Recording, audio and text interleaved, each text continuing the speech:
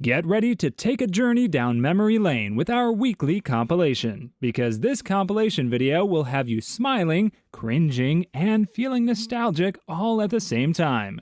Prepare to reminisce about someone ruining their life in a day, the scariest family secret you've unveiled, cutting off a family member, ouch, and many more. So grab some popcorn and prepare for a crazy adventure filled with humor, nostalgia, and absolute disbelief.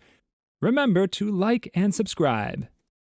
What did someone do to ruin their life in a day? Viewers Edition. Story 1. I worked as a bouncer in Oslo when this girl got extremely drunk, fought with the bar staff, and so on, so we decided to kick her out. After a short talk, both me and my buddy figured she was not about to listen, so we grab one arm each and are slowly moving to the door, still trying to explain to her that she needs to leave, when all of a sudden her boyfriend, or wanting to be her boyfriend, jumps on my back and tries to choke me. We are about 3 or 4 guys working, so my friends quickly grab and cuff him, me trying to be understanding and not really want to hurt him, just explaining to him that this was stupid. But as long as you and the girl leave and not make any more trouble, you can go. He proceeded to spit in my face, and now we are not so nice. We found some drugs on him while checking for weapons, and I called the cops to come pick him up and arrest him. They show up, and it turns out he works for some government agency that requires security clearance and in no way allows their people to use illegal drugs. The cops basically told him that he was arrested and fired. Story 2.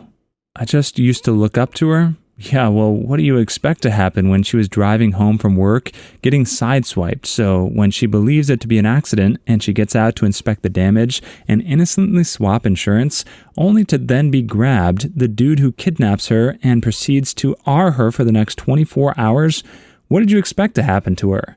To immediately return home like nothing had ever happened, like she had just gone to a tea date with her friends? That man had obviously been planning this attack and finally acted and succeeded in kidnapping her, beating her, R-ing her, and abusing her. He did not care whatsoever about the damage he was doing to her.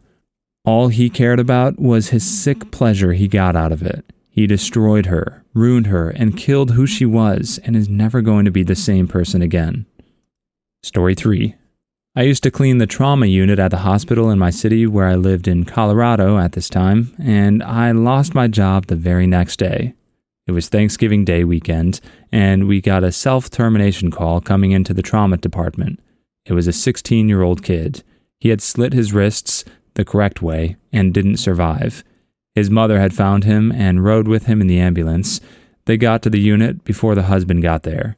He walked in and was holding his wife when they called TOD. Time of death.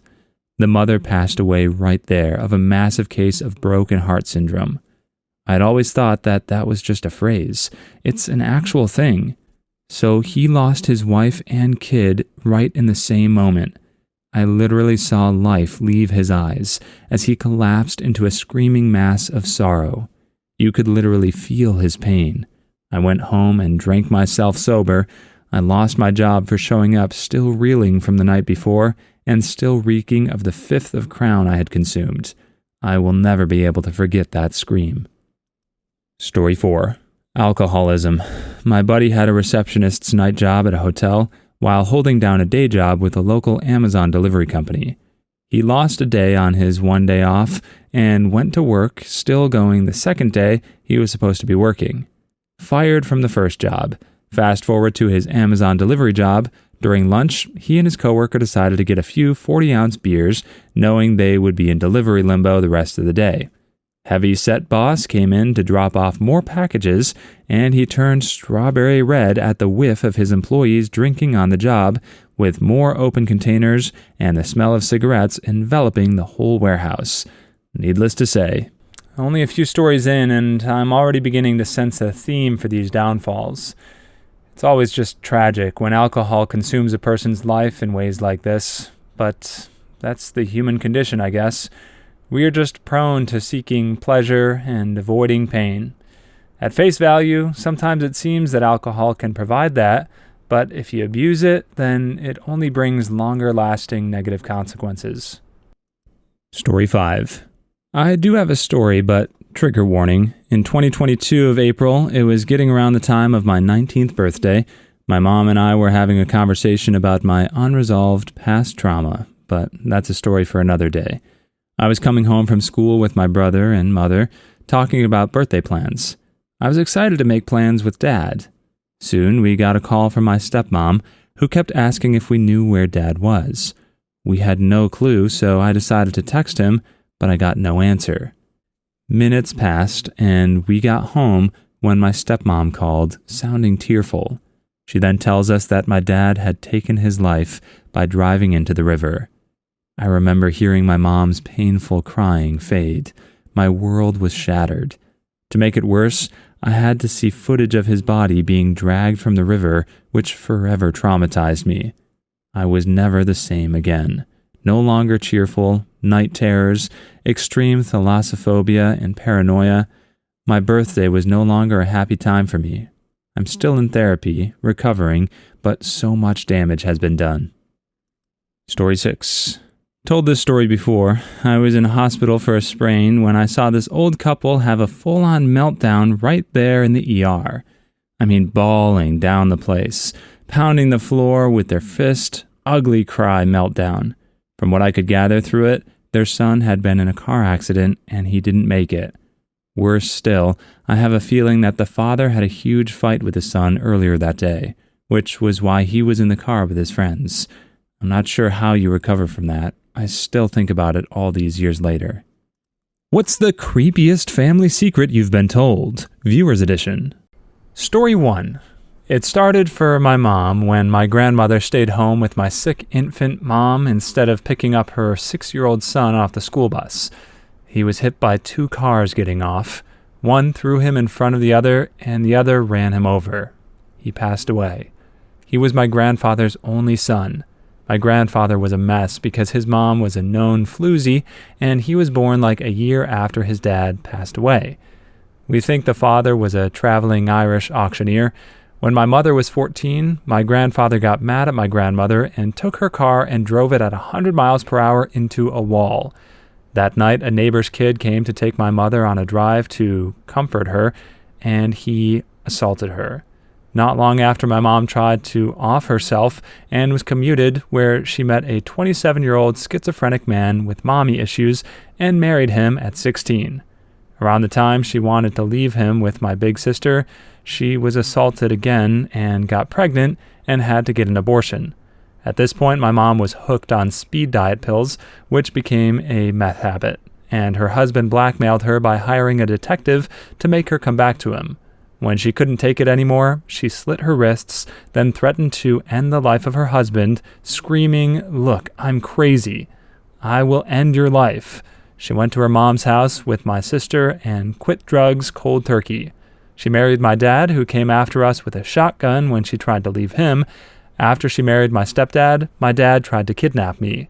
While married to my stepdad, she lost interest in intimacy and let my dad get a side chick because he wanted to stay with my mom because he loved her but wanted to be intimate. This side chick was my mom's gay awakening, and like my mom was my stepdad's great love, this woman was my mom's great love. When I was little, they kinda had a throuple thing going on. Then the side chick had a psychotic break and my mom lost her. Things got a lot calmer after that, but my mom still struggled and dealt with bouts of severe depression. Although I'll add, when she was 21, her baby sister told her their stepdad was touching her, and my mom had to tell my grandmother. He stayed, paying my grandmother's bills and taking care of her, but lived in a rented apartment.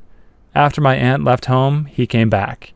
He always gave me the creeps, and after hearing this story, I was a bit flabbergasted that my sister and I were sent to stay with them during the summer.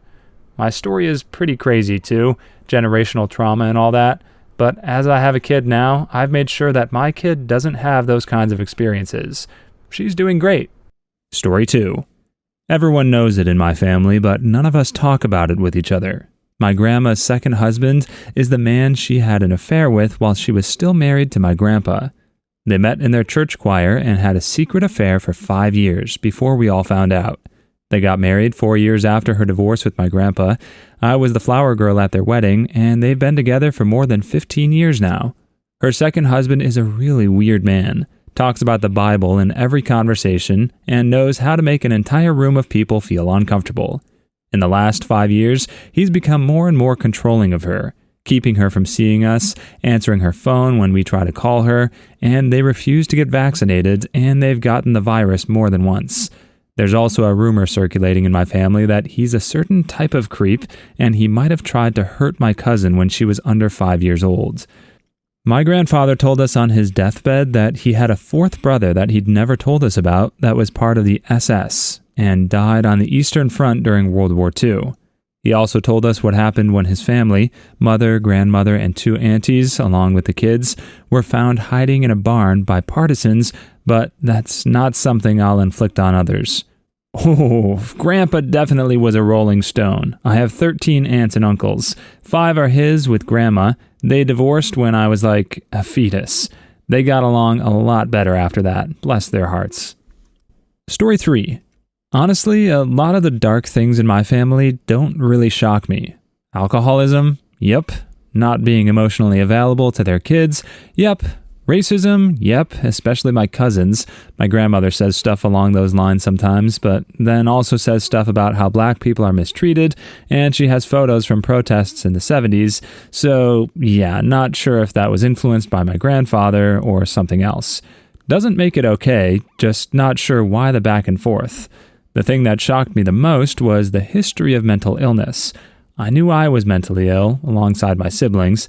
I'm on the spectrum, ADHD, clinical anxiety, and clinical depression. Siblings are in similar boats. But the more I've examined my family, the more I've realized it didn't just come from childhood trauma. Apparently, a lot of my family has clinical anxiety, PTSD, ADHD, even some bipolar disorder for a few of them, but it was kind of ignored. Instead, the problems discussed being racism, drug use, and alcoholism. Like, I used to think they were all white recycling. Not bad enough to be trash, but really close. They weren't violent, but their opinions were questionable, as well as their lifestyles.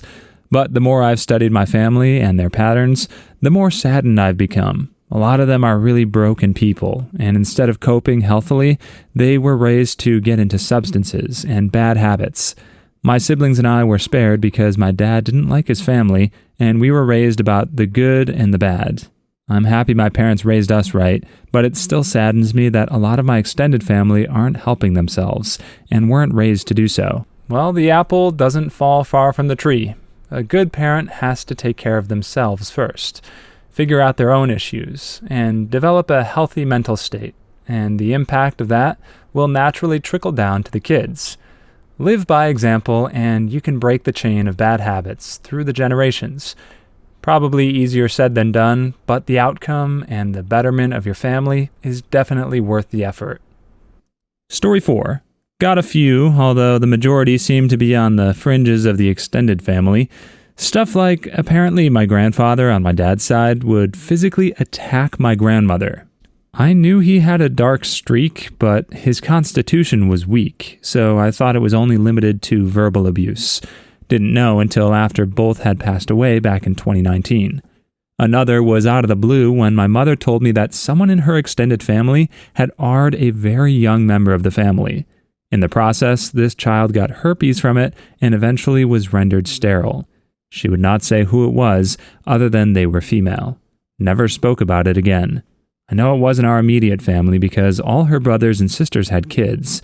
The only one who didn't had a miscarriage. And the final story is about my father's grandfather, my great-grandfather. All we know is that he was a college professor for a living, and yet everyone in town seemed to owe him a favor. I didn't know just how far those favors would go until my grandfather casually mentioned to his father over the phone sometime in 1946 that he was getting tired of being in the military. Within 2 weeks, he was discharged and heading home. He later found out that his father, my great-grandfather, had called up a state representative to cash in a favor. This representative contacted a general, and they started the discharge process. I don't know what kind of discharge, other than it wasn't a dishonorable discharge. It's stuff like that which makes me wonder if he ever had mob ties, because that's the kind of stuff they do. Story 5. Lots of stories about grandmas, so I figured I would talk about my grandma a bit. My grandma and grandpa divorced when my dad was about 18.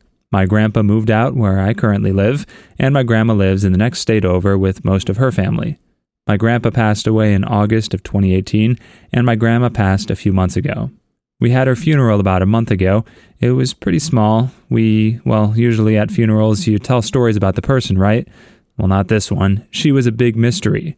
I've only ever heard one story, and even my dad and uncles and her siblings had only heard a few stories. Every time I ask my dad about her life, there are a bunch of time gaps that he doesn't know anything about. She was a big mystery, and every time I heard anything from her, I felt that there was just this great air of mystery about it, and she was just struggling to hide so much. It's pretty weird now that I think about it. Whenever people say, spend time with family while they're still there, they won't always be. I usually just roll my eyes and ignore them. But now that my grandma is gone, I regret not spending more time with her. I didn't see her often, and when I had the chance to see her, I would usually just keep to myself. I haven't had many interactions with her beyond the point of turning 5, but I still think about the few interactions we did have. This one is a great reminder to hang out with your grandparents, if you're lucky enough to still have them. I know this OP's grandma wasn't an open book, but if your folks are willing to talk about their lives over the years, you can definitely learn some really interesting first-hand accounts of historical events.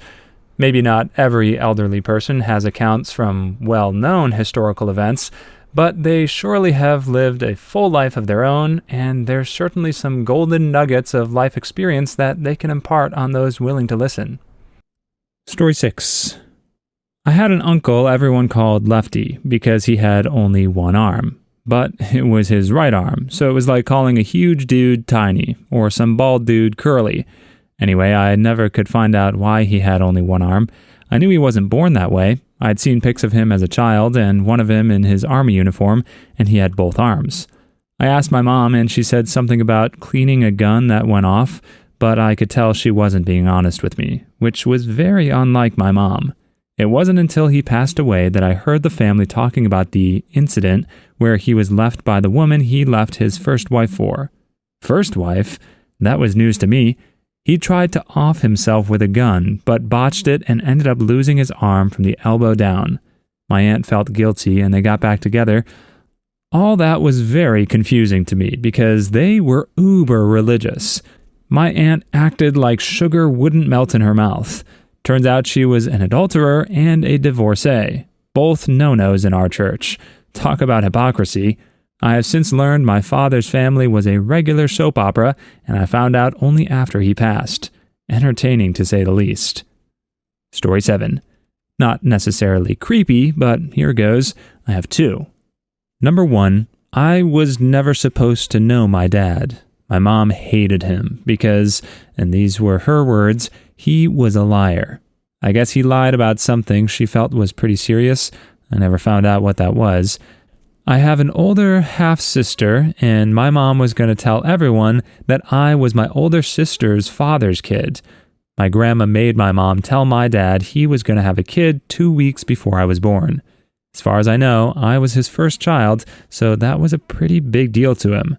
Number 2, my dad basically coerced my mom into marriage. She was pregnant with my younger sister, and he kept asking her to marry him.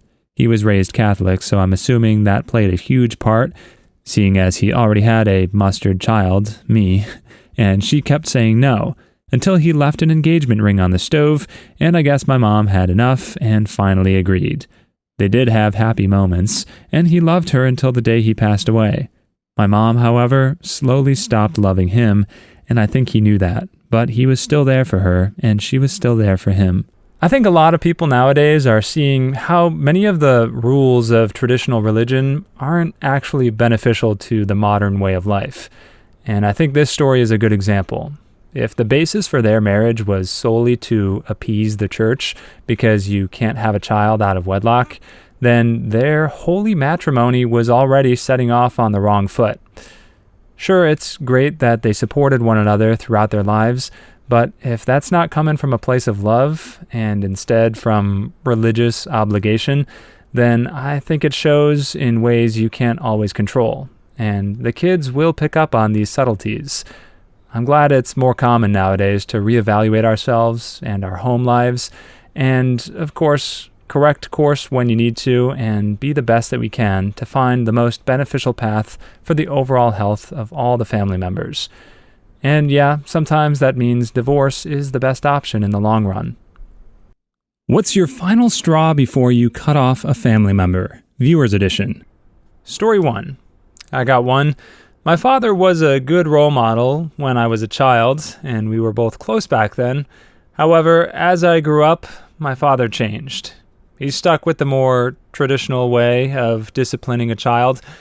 I did it in quotes because what he did wasn't really right in moral standards. He nearly threw my little brother, he was 5 years old at the time, angrily, just because he did not want to drink his vitamins. At the dinner table, we were socializing and joking when he chased me all around the house and beat me up. He was the one who actually initiated the joke. He actually beat me up many times for unreasonable things. My mother was diagnosed with cancer, and during the pandemic, her condition got worse. At that time, he started cheating on her behind her back.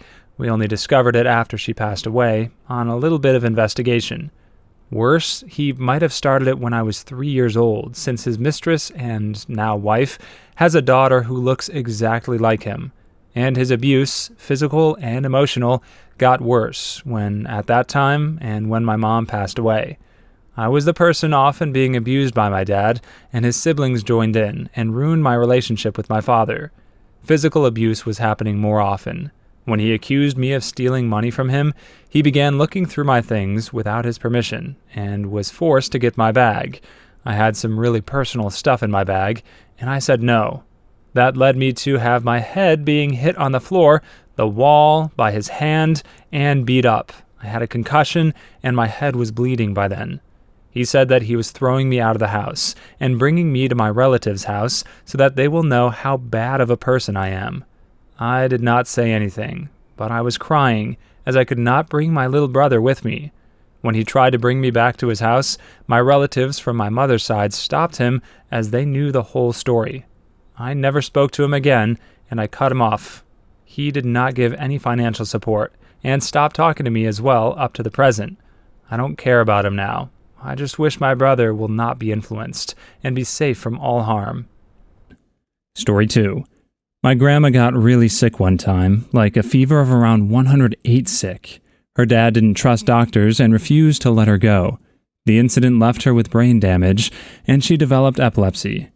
Years go by and she has kids and is married, but her misogynist father is still a problem. They see her as an embarrassment because of her seizures. They end up breaking up her marriage to my grandpa.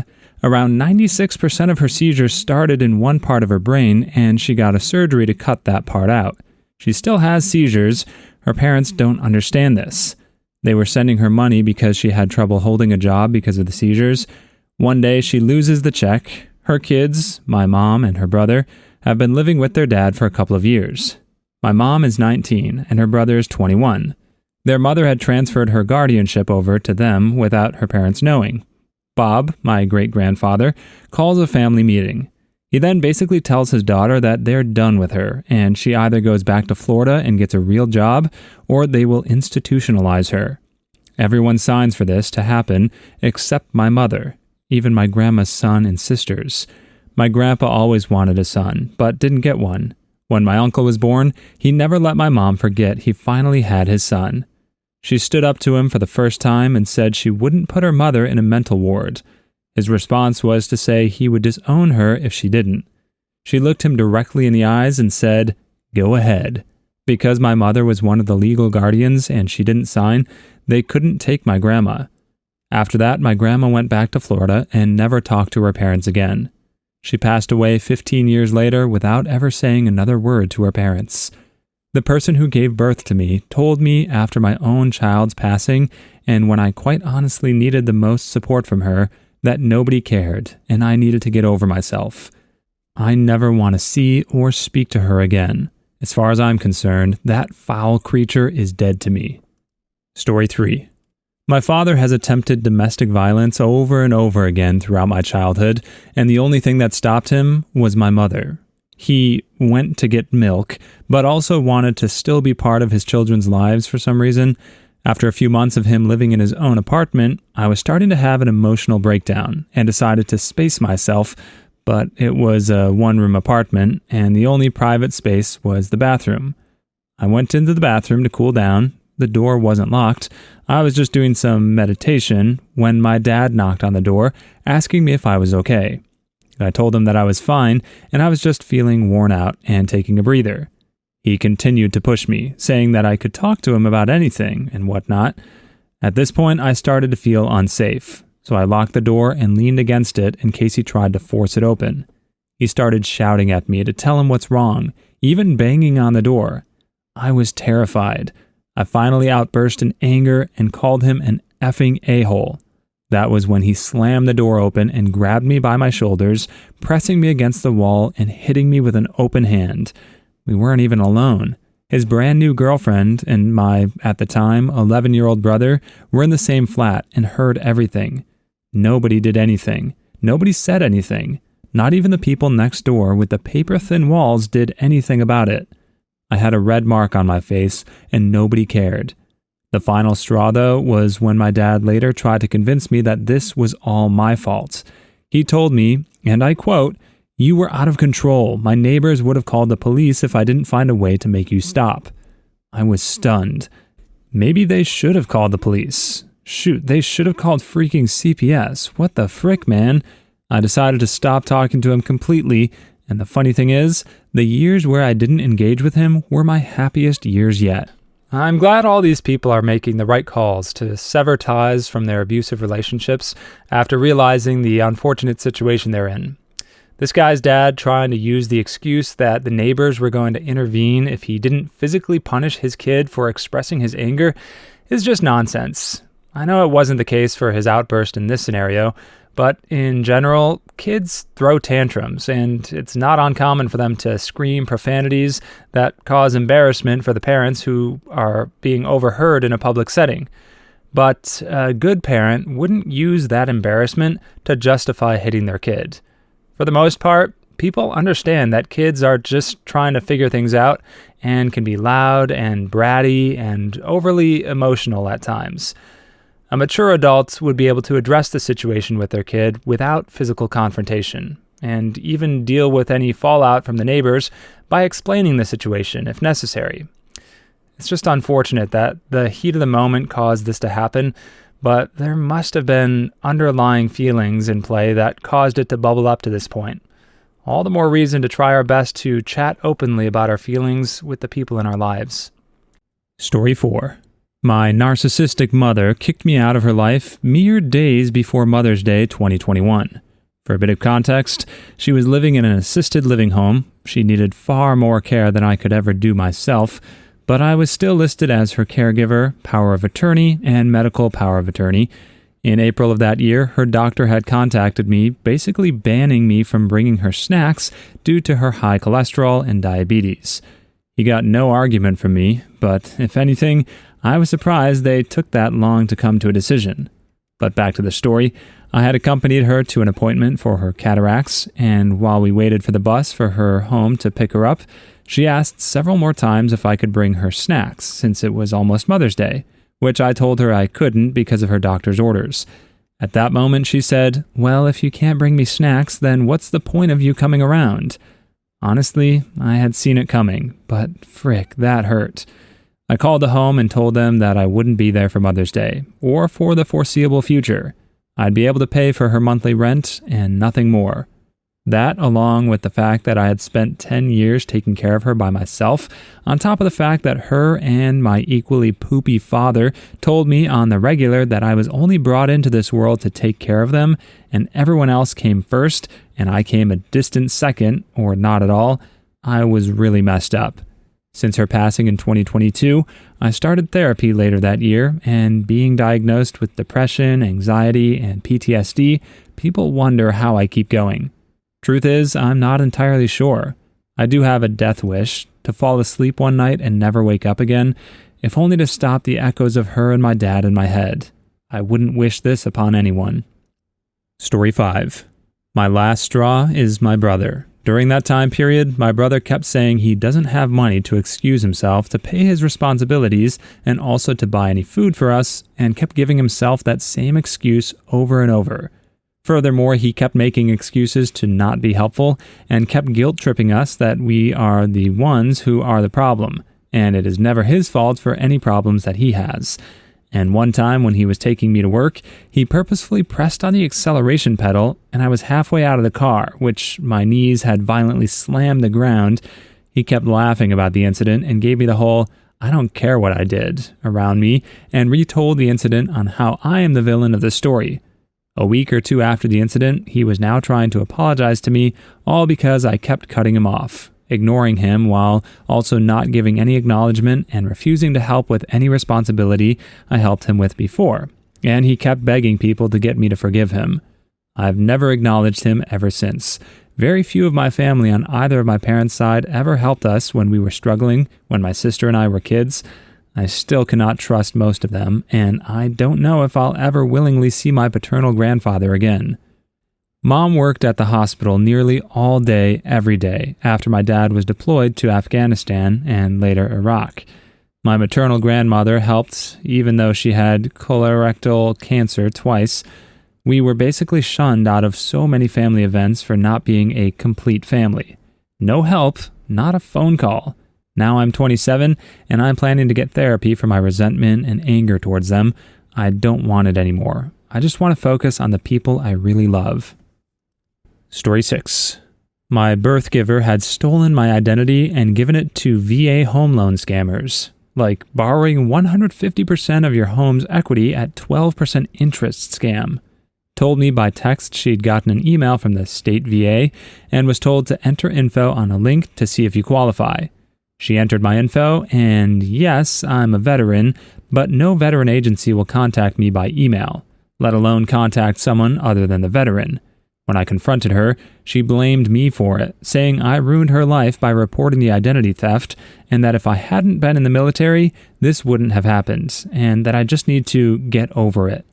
Oh, and the confession was by text, so full confession. Then I got, "I only want what's best for you." Code for "I know better than you what you need, how to run your life, you're still a child, I'm the adult, and my authority is absolute." That's the usual confrontation. So cut her, and by association, her attack dog husband from my life. Block numbers, email, the whole bit. I still get cards at every holiday, minus Veterans Day and Memorial Day, and those are manipulative as well. Been no contact for over a year, and though I went through a really dark place for a year or so, I know this is what I needed to do, but should have done it sooner. Too long didn't read. Manipulative, sociopathic, narcissistic mother stole disabled Army combat veteran son's ID, gave it to a VA home loan scammer, then blamed veteran son for her actions. Men, what are some things women think we like but couldn't be more wrong about? Viewers Edition. Story 1. Some of the male takes on these are kind of the reason ladies are evasive in the answers. Gotta create a receptive field of play if you expect her to turn up to bat. I do have a couple of fun advice tips and relatable comments about some of this stuff. I am, believe it or not, moderately attractive to the conventional standard. This does not help whatsoever, don't worry, because it turns out girls are actually super shy about revealing any interest in me until they are often with another partner. So trust me, it's not a flex. Anyway, I'm HF autistic, high-functioning autistic, with a bipolar disorder partner. I can't stress enough the value of sitting down during a calm moment and literally stating some important facts and mean them. Such as, direct example used, I freaking hate loud concerts. But do I stop her from going? Nope. Do I say her buying band merch is a waste of her hard-earned money? Nope. Does she sit at home upset because I didn't let her go to the concert? Nope. Does she say my alone time just passed out on the bed from exhaustion is proof that I don't love her? Nope. The initiator thing is pretty spot on. I've never initiated once. I'm autistic. I'm very content being on my own and cruising around my house with my 2 fur children and younger brother studying in his room. I know intimacy is lovely. I'm not trying to act edgy, but I guess I'm lucky enough in that regard. Best intimacy tip, because that's what most people are keen on. Both sides don't believe it. It's because they aren't found in the internet threads. But a girl's phone history with her friends, that is their internet history for these topics most of the time. Anyway, on to the actual tip. No pun, but for real. Just get her off first. Don't believe me? Try it once. Just once. To help the next generation of guys. By all means, other guys and ladies, please let them know that this is on the level and not a trick. A trick is darting your tongue during kissing. And if you got told that, you watch too much American Dad. Anyway, she isn't going to care that you finish in a minute or that you're not Superman under that basic witch tee and slacks if she already got to finish 3 times before you started. Oh, the pressure is off at that point. She'll be haze-addled and ecstatic, and I promise you, your self-confidence issues will be the last thing you consider, because you should be quite focused on getting her across the line in the way she's told you she'd like to run the race, because asking her during a fun truth or dare relationship game is the easiest way to proxy this, and she's going to know what she likes better than you do. Vice versa is literally just as true. So find out and then do it. Don't get offended if your instinct was wrong. I hear from friends that this is a pretty nasty problem. But look at it like this. You can get upset and leave, or have no intimacy and no partner, or, grow up a little and maybe grin madly that you're getting the literal cheat codes to obliterate your partner's frustration. I'm passing that one on because I started doing that halfway through my dating life. Nothing good, just literally 6 partners, 4 of which were romantic, each lasting about 1 to 2 years, tops. But wow, did it just change the whole vibe and how confident I felt. And hot dang, I used to be unattractive too. Overweight, dumb as mud. I'm all slim and pretty now. But yeah, God, I wish I could go back and tell myself the same stuff in this post. But I guess everyone wishes the same, so, Look good, just try. I'm literally hetero engaged, but still seen as the gay friend in my group friends. I get told this stuff for free. I have to point out, look at how much effort they put in. Wear nice fitted clothes, button up shirts, show off in subtle ways, like lifting a heavy bag over your head, all chill and focused on it. Not in a jerk way, show off of way. No, just don't have her wear the spotlight. She should enjoy a show as well, and be able to sly perv on you, build up the illusion and mental dance a bit, wear a nice cologne, shower for frick's sake, cook a meal, I don't know. When they are attracted to you, they will just find reasons to love what you're doing anyway. I have plenty of female friends happy to come on and confirm this one in particular. The question of a series I'm watching is real. God, is it real? Sorry, hun. If you read this, it's not said out of malice, just amazing levels of frustration sometimes. Also, baby talk. I don't get why guys even want girls to sound like this. It puts them closer to a child than an adult. Like, does one need to point out what's wrong with this? Great video. 100% would watch again at 2 p.m. instead of sleeping and getting ready for a 6:30 start tomorrow. Story 2. It may be that she has ADHD, to be fair. I've got it, and even while I'm really focused on getting to the point, I will add these details because they feel important to me. And if I'm not super focused on making my point, it can take me upwards of an hour to get to it because as I'm telling the story, another one will pop into my head and I'll chase that one and tell it and then get back to the original point. Playing hard to get can be attractive to a point. I think playing hard to get has developed to the point that some people will block others while playing hard to get when really it should be more of a, if he really is interested, let me take one small step back and see if he's willing to match that. And once it's confirmed, then that's where it stops. By one small step, I mean something like not being able to have a date 1 week when he asks to see if he's willing to wait 1 week to ask again, or something like that. Something really small, not all this blocking and expecting a goddamn email or break-in. I feel like the point of it originally was to A, confirm interest, and B, increase interest. I feel like it was meant to be that whole dating advice thing of right at the start of a relationship, always try to end conversations on a high note so they will want to talk to you again, instead of letting them fizzle down till both parties are standing around looking for something to talk about and or leave. Story 3.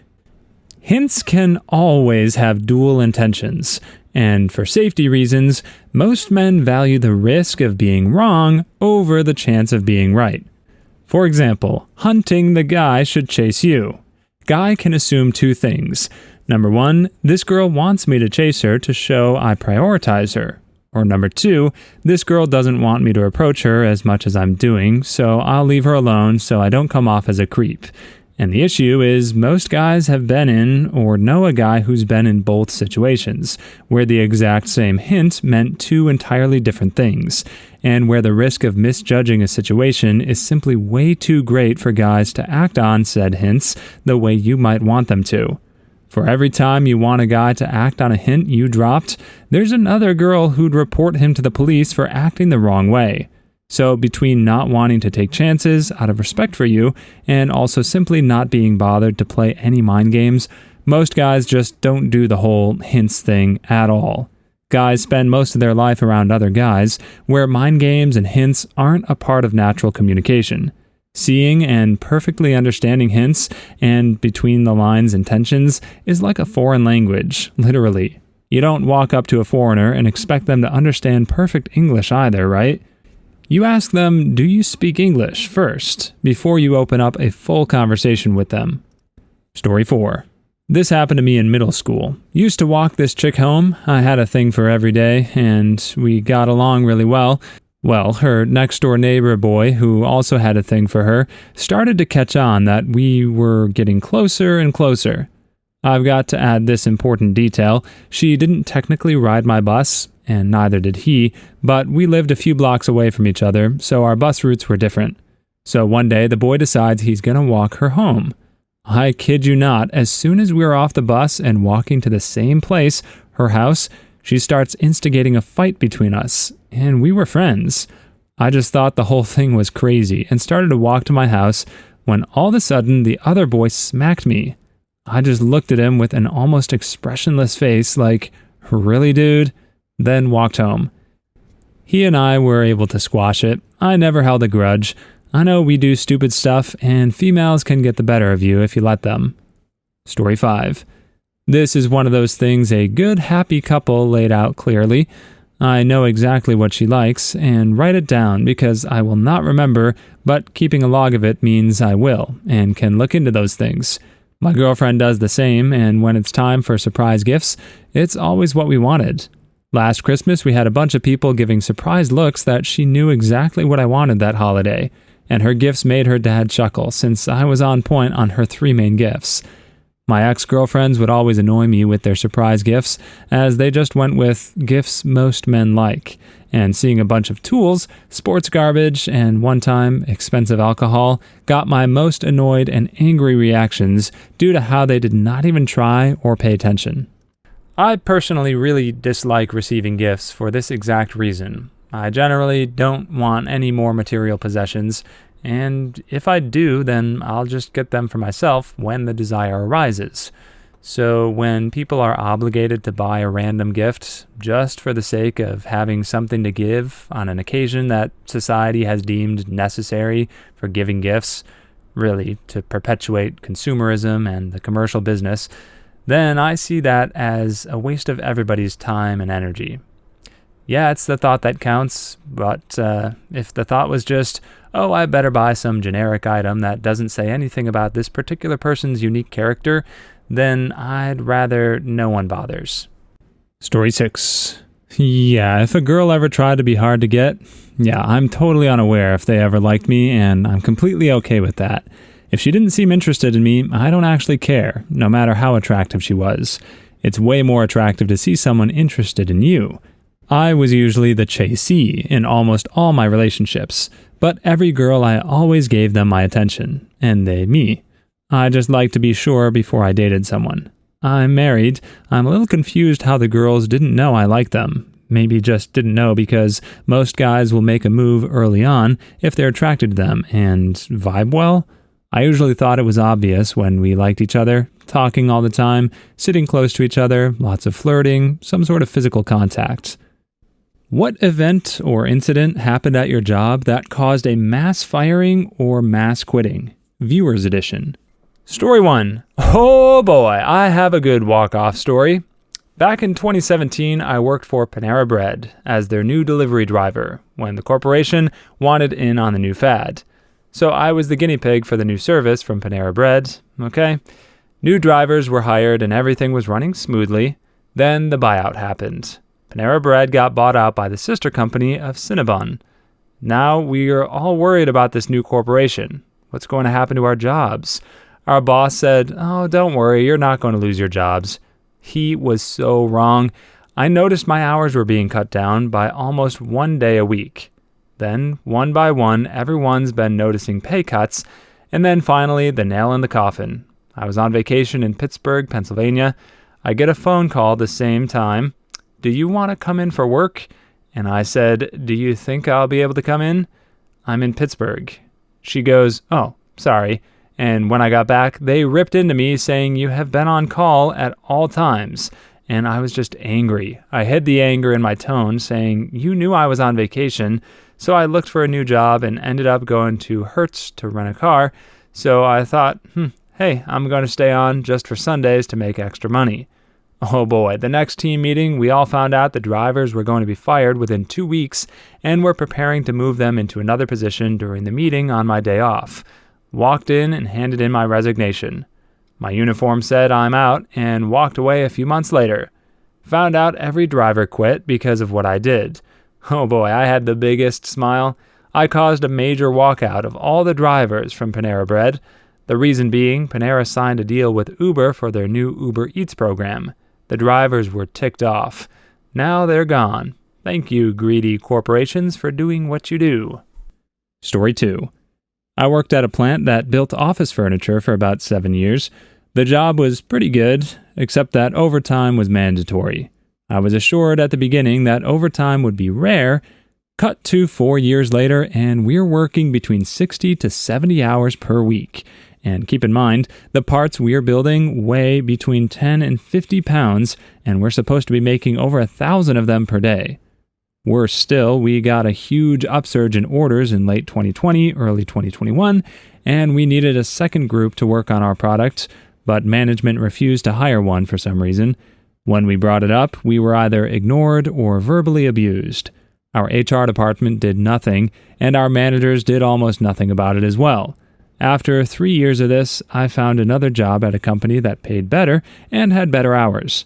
A few months later, my father, who worked at the same company, told me that in a manager's meeting, they were asked what the worst thing that happened that year was. Most said that my resignation was it. Apparently, after I left, a large number of people did as well. Not only that, but while I was there, most of the new people who were hired left within a month. Some were fired, but most simply quit. It was a nice experience after all. Story 3. While I agree Jehovah's Witnesses are cults, it's probably best not to meet your whole staff through shared values that you don't actually believe in. If the owners met their entire staff at a gay bar, the same thing could happen if the staff found out they were against homosexuality all along. The reality is that we all have different principles we believe in, whether religious or non-religious. When those principles clash, sometimes people agree to disagree, but other times they feel too strongly and it causes conflict. This will never change, unless you can force everyone on Earth to agree with you in every important matter, but no human has the right or ability to do that. It's ignorant and self-absorbed to think your worldview is the only one, or to treat people you disagree with as subhuman. Some of the commenters I'm seeing needed to hear that. Instead of trying to force our lifestyles and beliefs on other people, we should aim to be respectful, whatever that may look like, given the situation. In the case of this company, most of the employees didn't give a 2 weeks notice, but at least the boss was respectful enough to keep quiet about what happened and stay long enough for the owner to find a replacement. I know there's a ton of conflict that arises in the world and has arisen throughout history solely because of competing ideologies or religions, but really they all kind of say the same thing. It's the golden rule of treating others the same way that you yourself would want to be treated. Putting yourself in someone else's shoes and visualizing how they feel as a result of a given action, to me, is the best way to tap into your internal compass of what's morally right or wrong. And that's what most religions try to preach as well, because at the end of the day, no one deserves any more or less than anyone else, and we are all equal. So really, as long as no one is suffering because of it, our differences in worldview should be celebrated on the basis that it adds some spice to life. Personally, I don't have a religion, but I am a fan of the short story The Egg by Andy Weir. Story 4. When I was in college, I worked at a pizza place. I got a call from the owner at around 6:30 in the morning on a Sunday asking me if I wanted to, number 1, be promoted to manager, and number 2, work double my normal hours for the next 2 or 3 weeks. Apparently, 3 of my coworkers, including the night manager, had gone to the bar and connected with a group of girls. At the bar close, the manager remembered that A, the pizza place had beer, and B, he had keys. The 6 of them broke into the place after hours, fired up the pizza ovens, and proceeded to get absolutely annihilated. The manager knew that we didn't open until 11 a.m. on Sunday, but for some inexplicable reason, the owner decided to come in at 6 a.m. to conduct inventory. He found the place utterly trashed, the pizza oven still running with 2 cooked pies at the end of the conveyor belts, and 6 bodies scattered around the restaurant in various states of undress. My 3 coworkers were fired on the spot. I guess if you were going to go out, that's the way to do it. Story 5. Worked for a time in a store that had mainly women working there, but a few guys like myself also. One day I arrived for work to find tension, and the female workers all looking at the only other male guy there. Turns out they had accused him of assaults. He gets called into the manager's office, and I go in as I am the union rep. Manager asks his side of the story and then says the staff accused him of assaults and that they had evidence of his sperm. The moment he said that, I knew this to be a pack of lies, as not only was the man in question gay, he had no testicles due to some form of cancer. In good grace, the bloke agreed to prove it, and there he was, as smooth as Action Man down there.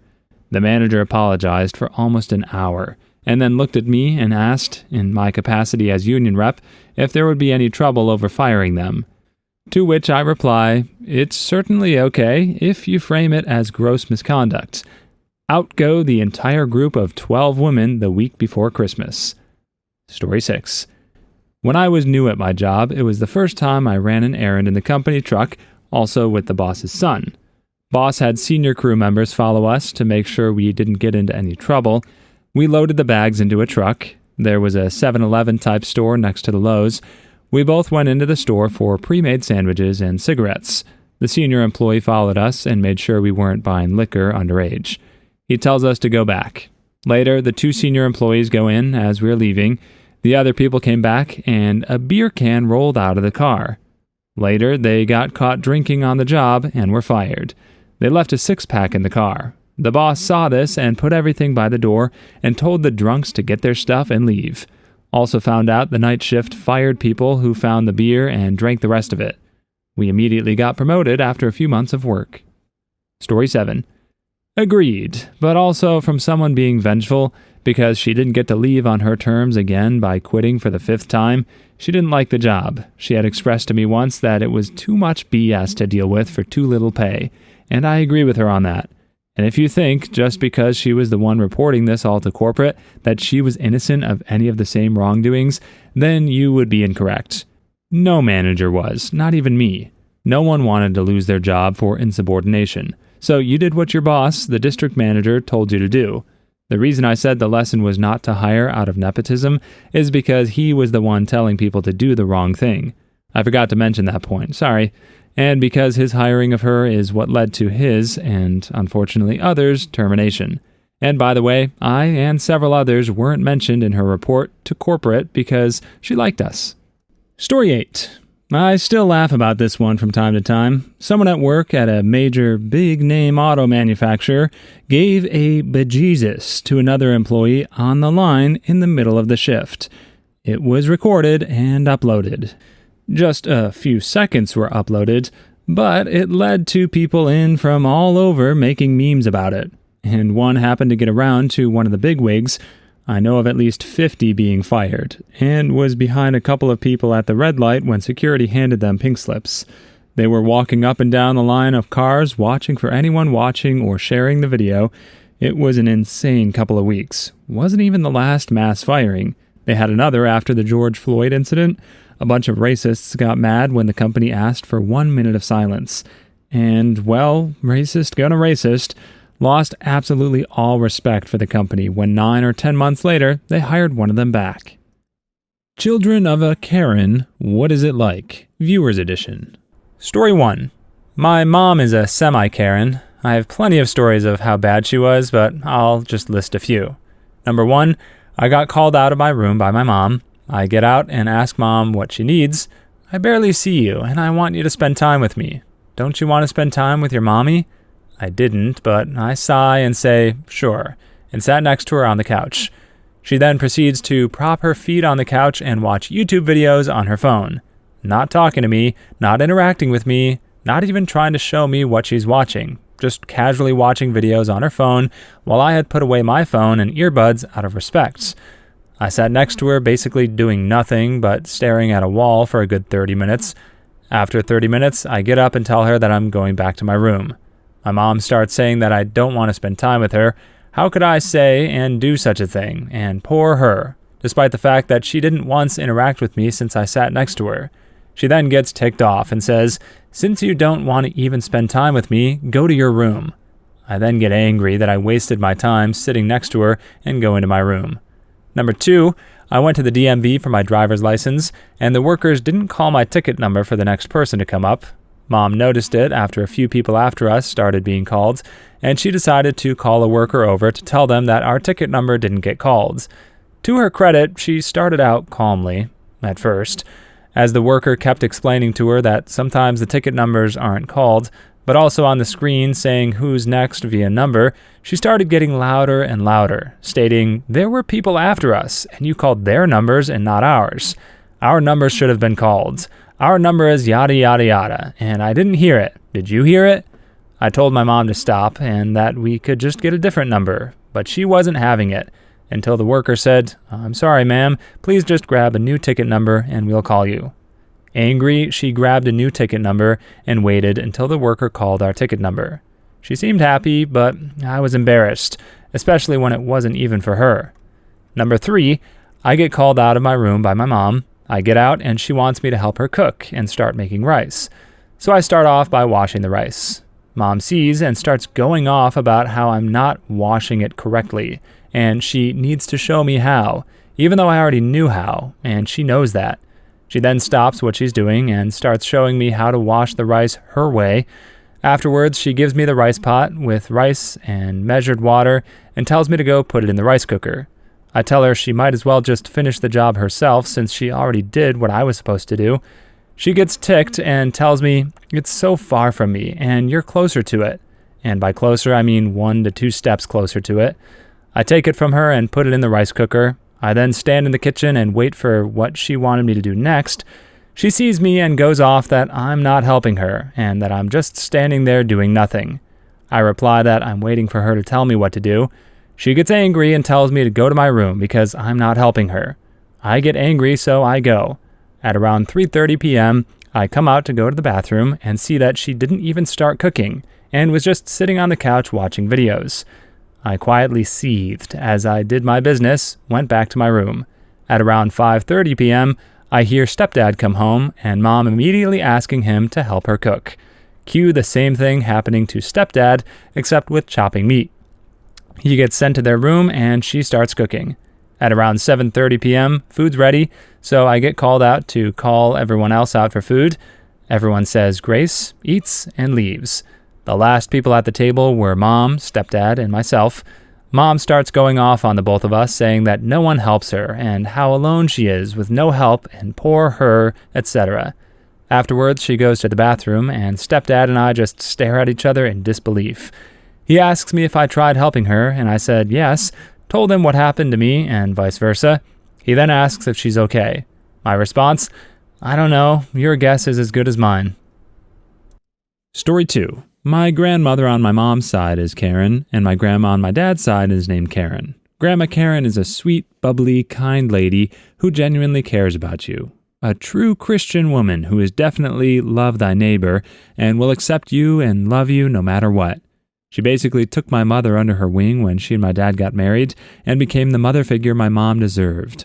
Taught her a lot about plants and some of her own cooking techniques and recipes that have been in her family for generations. Liked my mom enough to even give her her first knife set. She adored and loved my brother and sister, despite not being her biological grandchildren. She sees them as her grandchildren regardless. My Grandma Karen is nice sometimes, can be fun to talk to if it's about anything other than politics. She's a feisty little old lady, and if you disagree with her viewpoints, especially political ones, she will wring you out and just leave you in a pile so you get musty. Unless you're my dad and my uncle, because they once made her lose her mind at my graduation party. Not to mention she doesn't know how to manage her money, and she clearly has a favorite child, and no, it's not my mom. And she doesn't care about me and my siblings as much as she does her favorite child's offspring. Case in point, she gave away a lot of movies and books to my aunt and her kids after our grandpa passed, and despite my siblings having grown up with those books and movies, I only got a singing fish to remember my grandpa by, and it's broken. My Karen grandma is a raving mad conspiracist. She believes in the chemtrail planes, and the TikTok is a Chinese propaganda machine. Not to mention she was very racist, which she had to dial back when my aunt ended up having a mixed kid. Edit, I forgot another thing with my Karen grandma. She took me, my aunt, and her son out to eat, and I was expected to pay for myself, while she paid for my aunt and her kid. Also, my sister was told she couldn't sit with the rest of the family at my great-grandpa's funeral. Not that you aren't family, but... and rattle off some excuse I can't remember. I just know it hurt my sister terribly, and had my mom known, because Mom didn't even know, she'd have sat with her. All of us would have. It got to a point where my sister doesn't even communicate with anyone on that side of the family. I don't blame her. I want to cut ties too. And the screaming, the constant screaming and yelling between my Karen grandma and my aunt's son is just, I hate it. I dissociate so much when I'm around them, but I go around them because I sometimes feel like I have an obligation to my family to spend time with them because they're my family and I love them. It's just so frustrating sometimes. Well, if my Karen grandma wants to play favorites, I'll play favorites too. I can't wait until my Grandma Karen moves back to our hometown. At least I'll have a grandma who actually cares and will spend time with me and not berate me for this, that, and the other. And at least when she moved away, she let me keep some of my favorite toys I played with as a kid. Others went to my other cousins, which is fair, and now my niece and nephew like to play with them. Okay, so this dude has two grandmas named Karen, and they're seemingly polar opposites. But the weird thing to me is that they couldn't come up with a better naming convention for distinguishing these two Karens, other than where they placed the grandma. My guess is the crotchety grandma is like that, in part because you call her Karen Grandma. You couldn't have Grandma Karen and Nana Karen or Meemaw Karen or something cultural like More or Far More, or even Grandma Karen 1 and Grandma Karen A. Story 3. I wouldn't say that my dad is full-on Karen, but he sure goes on a Karen mode, especially when it comes to restaurants or food-related shops. There was one time in which my family and I were driving to Florida for our yearly trip. For dinner, we stopped by an Applebee's in, I can't remember if it was South Carolina or Georgia, and we arrived in the early part of the dinner service, like 4:30 or so. The waitress was very nice to us, and she did her usual part of the job by taking our orders and providing us with the free chips and our drinks. I think what happened was that the chefs in the kitchen didn't realize that dinner service was fast approaching because getting the food out was so slow. It was not even funny. I believe we waited for a good 40 minutes, and food still wasn't even on the table. I'm not going to sit here and use the restaurant getting busy as an excuse, but even when there was just 5 parties in the entire restaurant, I did not see any waiters or waitresses with any food except the free nacho chips.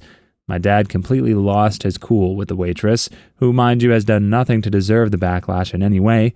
Did we eventually get our food? Yeah, we did, because I'm pretty sure the manager wasn't happy with the fact that the employees in the kitchen were goofing off.